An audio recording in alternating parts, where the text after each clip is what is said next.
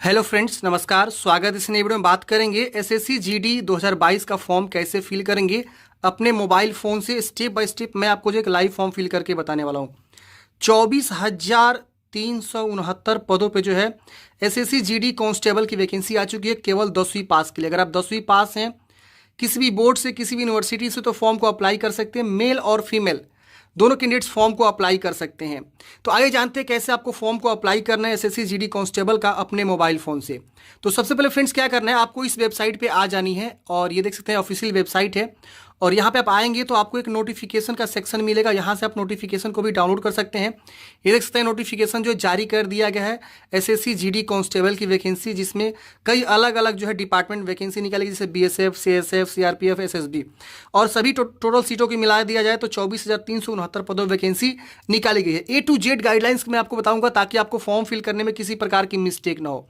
तो देखिए, सबसे पहले आप इस वेबसाइट पर आने के बाद से आपको यहाँ पे लॉगिन सेक्शन मिलता है और यहाँ पे आपको जो है अपना यूजर नेम और पासवर्ड लिख के इस कैप्चा कोड को भर के लॉगिन करना होता है। अगर आप एसएससी के पहले कोई भी फॉर्म फिल किए हुए हैं, जैसे एमटीएस की वैकेंसी आती है या सीएचएसएल की वैकेंसी आती है या और भी कोई भी वैकेंसीज आती है, तो अगर आप जो है इस तरह के फॉर्म फिल किए हैं, एसएससी की पोर्टल पे जाके रजिस्ट्रेशन किए हुए हैं, तो आप उसी यूजर आईडी पासवर्ड से लॉगिन करके फॉर्म को अप्लाई करेंगे। क्योंकि एसएससी बोलता है कि अगर आप एक बार रजिस्ट्रेशन कर दिए तो दोबारा से आप रजिस्ट्रेशन नहीं कर सकते हैं, तो आपको यहाँ पे दोबारा से जो है लॉगिन करके ही फॉर्म को अप्लाई करना होता है। हाँ, अगर आप पासवर्ड भूल चुके हैं, रजिस्ट्रेशन अपना भूल चुके हैं, तो यहाँ फॉरगेट पासवर्ड का ऑप्शन होता है, यहाँ पे आप क्लिक करके जो है अपने पासवर्ड को और रजिस्ट्रेशन को जो है रिकवर कर सकते हैं। तो यहाँ पे अपना राज्य चूज करेंगे, ईमेल या मोबाइल नंबर आपको याद होनी चाहिए, वो होनी चाहिए, उसको आप लिखेंगे, दोनों में से कोई लिख सकते हैं। और आप नीचे में देखिए एक ऑप्शन मिलता है सबमिट करने का, इस पर आप क्लिक करेंगे तो आपके ईमेल मोबाइल पे दोनों पे जो है ओटीपी जाता है। दोनों में से कोई भी ओटीपी आप लिख के और सबमिट करेंगे ना, तो आपको एक रजिस्ट्रेशन आईडी शो हो जाता है और पासवर्ड वहीं पे आपको रीसेट करने का ऑप्शन आ जाता है कि आप अपना पासवर्ड सेट कर लीजिए। तो इस तरह से आप अपने पासवर्ड को जो है रिकवर भी कर सकते हैं। अगर आप फर्स्ट टाइम एसएससी की वेबसाइट पर रजिस्ट्रेशन कर रहे हैं, विजिट कर रहे हैं, पहले कभी आपने एसएससी का फॉर्म नहीं फिल किया है, तो आप नया रजिस्ट्रेशन करके फॉर्म को अप्लाई करेंगे। तो सबसे पहले आप न्यू यूजर पर क्लिक करेंगे और यहाँ पर आपको जो है अपनी सारी जानकारी को भर के और रजिस्ट्रेशन करके जो है आपको आगे फॉर्म को अप्लाई करना है। ठीक है, समझ में आ गया इतना जानकारी। चलिए, तो काफ़ी सारे लोगों का जो है ऑलरेडी रजिस्ट्रेशन यहाँ पे पड़ा होगा उनके पास, क्योंकि वो एमटीएस का फॉर्म फिल किए होंगे, सीएचएसएल का, सीजीएल का, या पिछले साल एसएससी जीडी की वैकेंसी का फॉर्म फिल किए होंगे। तो उसी यूजर नेम और पासवर्ड को लिख के आप यहाँ पे लॉगिन कर देंगे। तो चलिए हम यहाँ पे क्या करते हैं, लॉगिन करते हैं। जैसे फ्रेंड्स आप यहाँ पे लॉगिन करेंगे, आप यहाँ पे लॉगिन हो जाएंगे, आपका डैशबोर्ड यहाँ पे खुल जाएगा।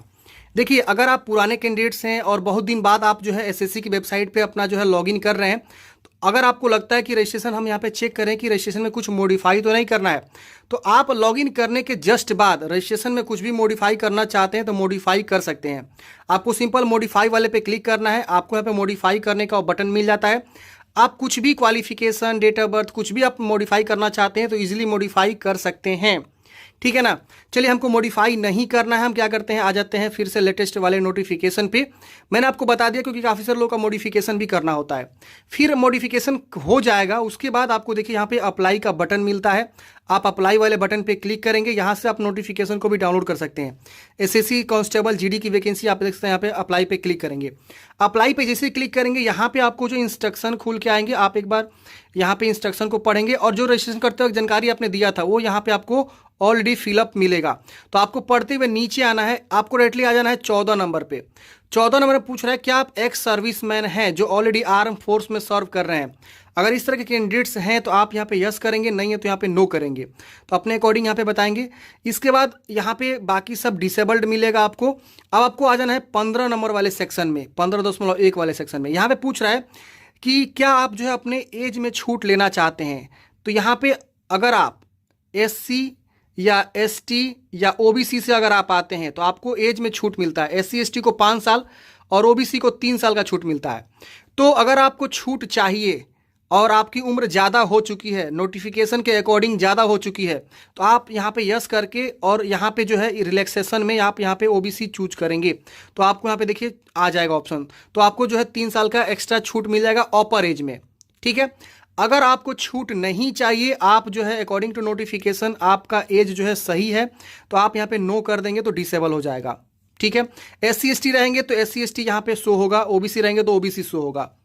अब ये पूछ रहा है 16.1 में कि क्या आप जो है national cadre corps NCC certificate holder हैं। अगर हैं तो यस करिए, नहीं है तो यहाँ पे नो करिए। तो हम यहाँ पे मान लीजिए यस करते हैं तो यहाँ पे ऑप्शन आएगा कि आप अपना टाइप बताइए, किस टाइप के सर्टिफिकेट होल्डर हैं, NCC A है, B है या C है।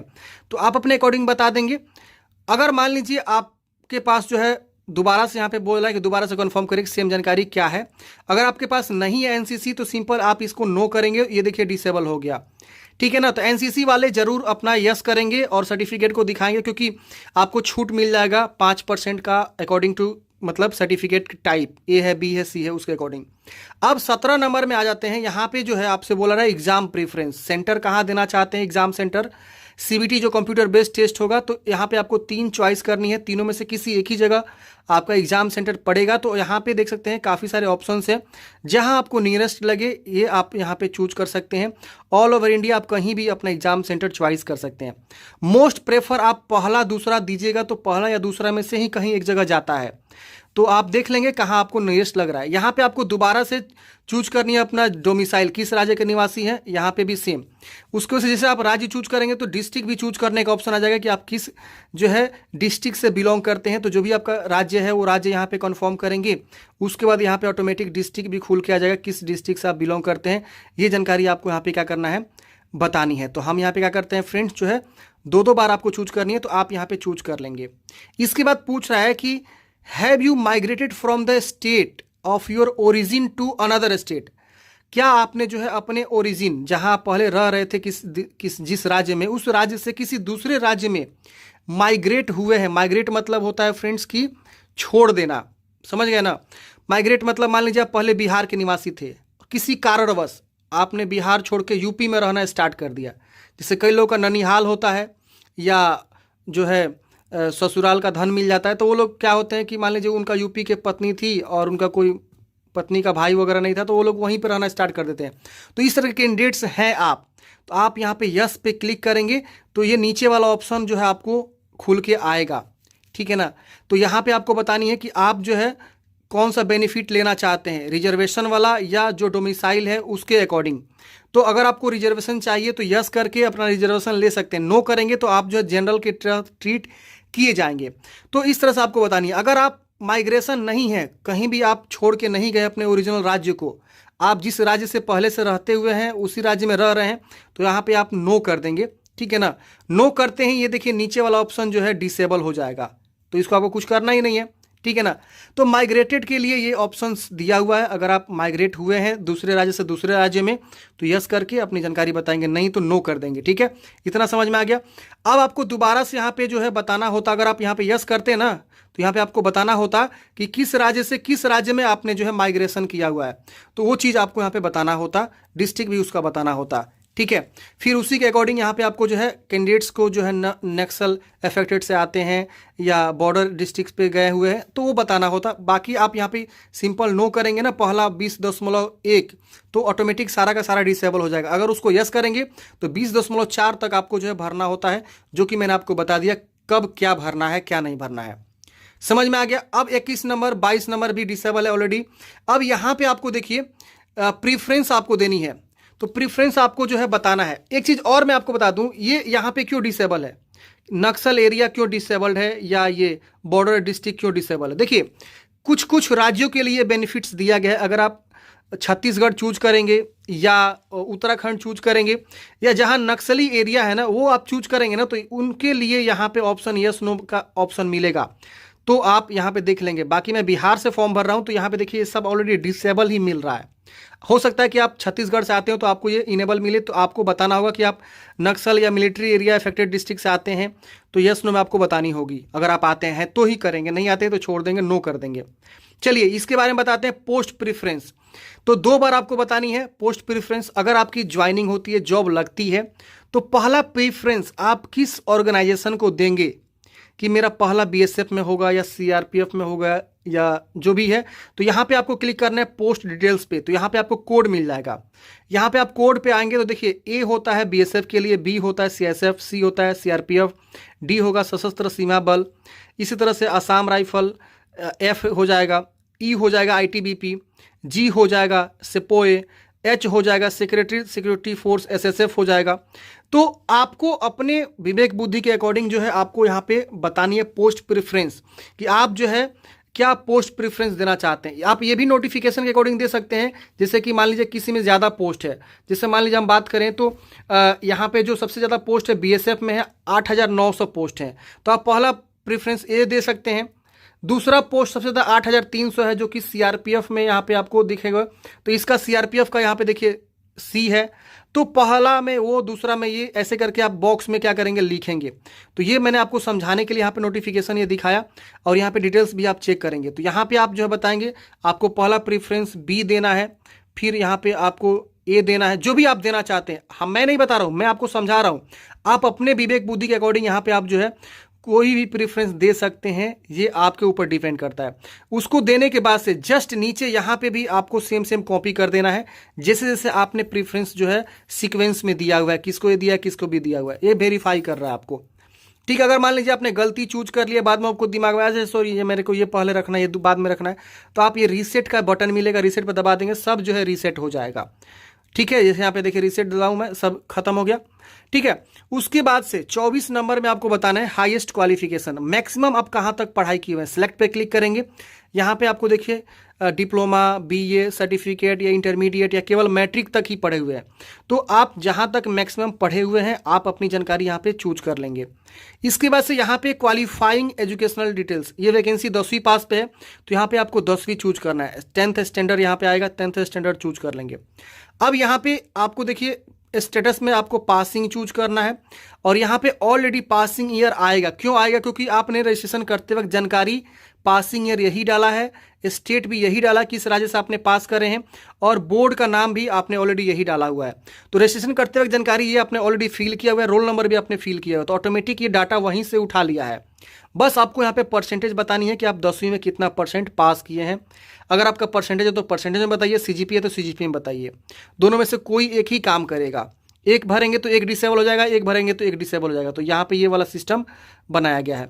चलिए, यहाँ पे पूछ रहा है कि क्या अपनी जानकारी जो है आप अवेल करना चाहते हैं जॉब अपॉर्चुनिटी के लिए, तो आप मन करे तो यस करिए, मन करे तो नो करिए।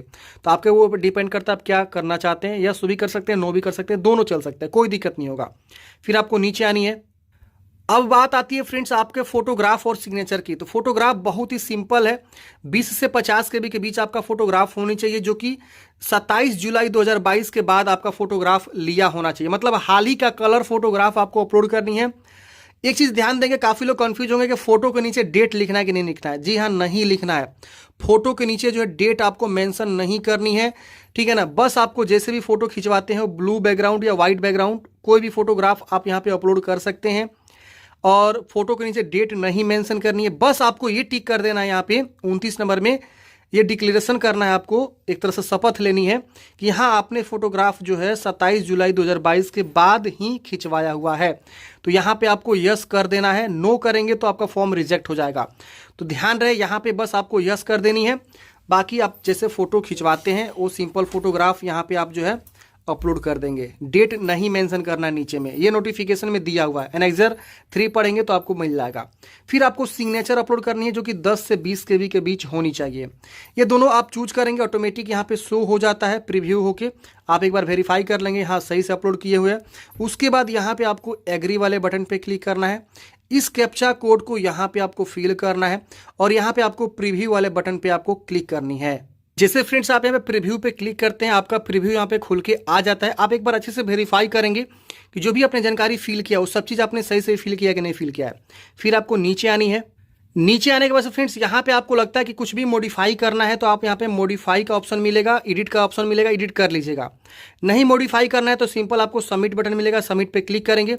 सबमिट पे क्लिक करते हैं बोलेगा कि आप जो है एडिट नहीं कर सकते हैं, जैसे आप सबमिट कर देंगे। तो एक बार केयरफुली पढ़ लेंगे। चलिए यहाँ करते हैं ओके। ओके करते ही आपका फॉर्म फाइनल एक्सेप्ट हो जाएगा। यहाँ पे देखिए आपका फॉर्म जो है रिसीव्ड हो चुका है। पूछ रहा है कि आप पेमेंट प्रोसेस करना चाहते हैं, तो अगर आप जनरल ओबीसी से आएंगे तो यहाँ पे आप जो है यस पे क्लिक करके जो है पेमेंट प्रोसेस करेंगे। अगर आप जनरल ओबीसी से नहीं आएंगे तो SC ST से आएंगे या फीमेल होंगे तो आपको डायरेक्टली यहाँ पे प्रिंट करने का और ओके करने का ऑप्शन मिलेगा। तो आप प्रिंट पे क्लिक करके इसका हार्ड कॉपी प्रिंट आउट निकाल के रख लेंगे। मैं यहाँ पे ओबीसी से अप्लाई कर रहा हूँ तो मैं आपको पेमेंट प्रोसेस भी आगे बताता हूँ। देखिए यहाँ पे मैं क्या करता हूँ, यस पे क्लिक करूंगा। एक चीज़ और आप लोग सोचेंगे कंटेंट नॉट वेरीफाइड, इसको आपको नहीं पढ़ना, इस पर ध्यान बिल्कुल देना ही नहीं है, मैं इसे मिटा देता हूँ, ठीक है ना। बस आपका ये होना चाहिए एप्लीकेशन जो है रिसीव्ड हो चुका है, बस, ठीक है ना। तो ये आपका होगा तो आपका फॉर्म जो है अप्लाई हो चुका है। पेमेंट नहीं किए तो पेमेंट कर लीजिएगा, तब आपका फॉर्म सबमिट होगा। चलिए यहाँ करते हैं यस पे क्लिक। यस पे क्लिक करते ही आपको रीडायरेक्ट कर देगा ऑनलाइन चूज करने के लिए, फिर सबमिट करना है। सबमिट करते हैं आपको पेमेंट गेटवे पे रीडायरेक्ट कर रहा है। आपको यहाँ पे देखिए काफ़ी सारे ऑप्शन मिलते हैं, नेट बैंकिंग का, कार्ड का भी ऑप्शन मिलता है, इसके अलावा यूपीआई का भी ऑप्शन मिलता है। तो कोई भी माध्यम से आप जो है चूज करेंगे पेमेंट को और अपना जो है पेमेंट जमा करेंगे। पेमेंट जमा करने के बाद से फ्रेंड्स आप जो है इसका हार्ड कॉपी अपने पास जो है निकाल के सुरक्षित रख लेंगे, ताकि आपको जब भी फ्यूचर में काम आए तो उसे आप यूज कर सकें। तो यहाँ पे मैं कंफर्म करता हूँ। कंफर्म करने के बाद से यहाँ पे जो है मैं कार्ड डिटेल्स भरूंगा और मैं अपना यहाँ पे पेमेंट कर लूँगा। पेमेंट आप जैसे जमा कर लेंगे उसके बाद यहाँ पे आपको देखिए प्रिंट का ऑप्शन मिलता है। आप इसे दोबारा से प्रिंट करना चाहते हो तो प्रिंट कर सकते हैं। अगर मान लीजिए आप पेमेंट किए, आपका पेमेंट फंस गया, तो आप यहाँ पे डबल वेरिफिकेशन का ऑप्शन मिलेगा, आप इस पर क्लिक करके जो है डबल वेरिफिकेशन कर लेंगे। और यहाँ पे पेमेंट स्टेटस को भी क्लिक करके जो है पेमेंट एप्लीकेशन स्टेटस को भी चेक कर लेंगे कि आपका जो है पेमेंट सक्सेसफुल हुआ कि नहीं हुआ है। अगर आपका पेमेंट कट गया तो आपको 24 आवर्स से जो है 48 आवर्स आपको वेट करनी है। आपका पेमेंट या तो आपके अकाउंट में रिफंड होगा या जो है फॉर्म सबमिट हो जाएगा, तो दोबारा से आप प्रिंट कर लेंगे। एप्लीकेशन स्टेटस आपको जरूर चेक करनी है, इस पर आपको क्लिक करना है और यहाँ पे शो हो जाता है कि आपका जो है क्या क्या कंप्लीट है, क्या क्या इनकम्प्लीट है।